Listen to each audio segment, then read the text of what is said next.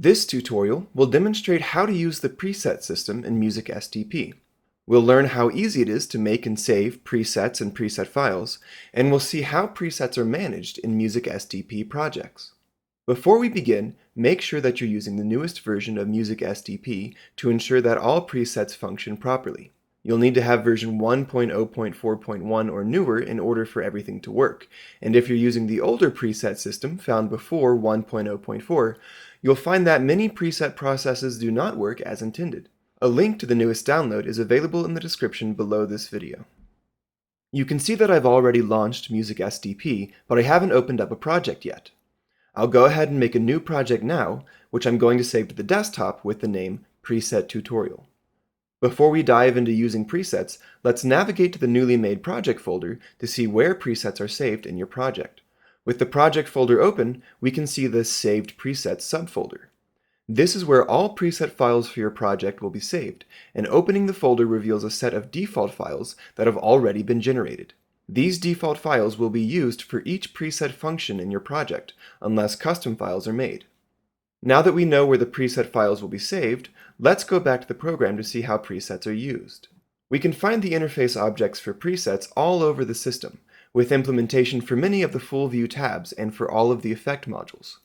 For this demonstration, I'm going to create a pedal board with two modules, and we'll see how the preset system can be used to quickly switch between favorite settings for our effects.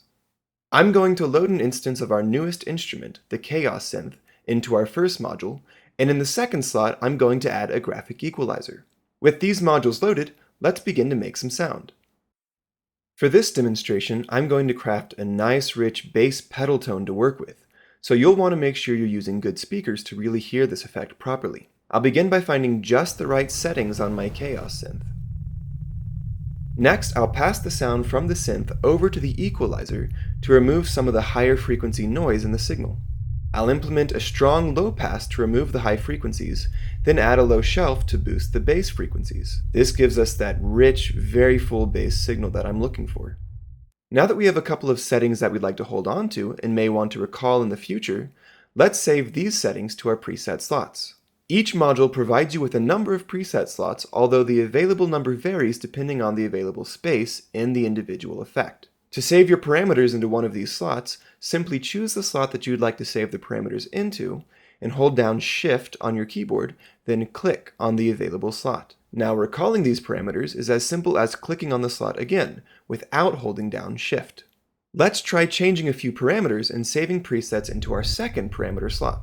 I'll begin by moving the pointer on the Chaos pad to a higher position, which will in turn generate higher frequency pitches. I'll also select a different waveform so that we get a different sound quality from our synth. We could change more, but I think that's good enough for now. I'll hold down Shift and click on the second preset slot, and that's all we need to do to save the new set of parameters to that slot. In the graphic equalizer, I'll make a notch filter to introduce more energy around a different frequency band, giving our synth pad a slightly different quality. I'll save the second preset slot here as well. Now we can see that clicking between the first and second preset slot quickly switches out the different settings. If we want to keep those presets and make sure that they become the new defaults for these effects, we simply click on the S or Save button that can be found to the right of the preset slots. This will update the default preset file for the effect. Now I'll close this board and make a new one. I'll populate this board with the same effects as before, and we can see that the two presets that we saved are still there and can be used for all future instances of these processes. If we want specific presets for specific boards, we can create and save new preset files to accompany our saved boards. I'll start a new board and load a pitch shifter. Next, I'll take the filtered sound from our equalizer and send it into our new shifter. In order to make a new preset file to save with this board, we'll need to hit the In or New button to the right of the preset slots. This will prompt us to create a new preset file name. I'll call this one Tutorial Shift. Once a name is provided, the file is generated and saved to your project folder. Now I can choose some preset positions, save them, I'll save the file, and then I'll save the board. The current preset file, which is the custom file, will be stored with the board and will be used when the board is reopened. To demonstrate what this means, I'll close the board and reopen it. We can see that our previously saved presets can be quickly pulled up as the new preset file has been connected with the saved board. If I start a new pedal board and open another pitch shifter, we can see that the default preset has not been modified, and the new instance does not have the same presets as the saved board, which uses the tutorial shift preset file. So now we've seen how to save preset tabs, how to save preset files, how to make new preset files, and how to associate preset files with saved boards. The last thing I'll review in this video is how to load preset files. Let's go back to the pitch shifter, and this time I'll press the L or load button.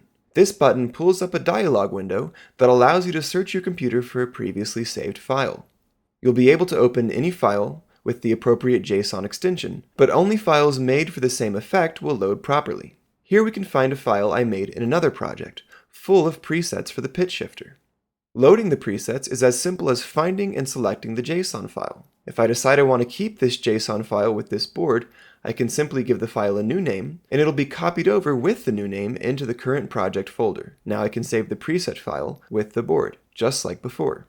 So that wraps up the introduction to creating and using presets with the new system. Remember that you need version 1.0.4.1 or newer in order for these presets to work. And remember to keep your eye out for new updates to the program and new videos on the YouTube page. New software updates tend to come out every 1 to 2 weeks, and new video content is made whenever possible. If you like our open source software and want to support the continued development, consider donating to our project using the donation link in the comments below the video. Until next time, thanks for watching and enjoy using MusicSDP.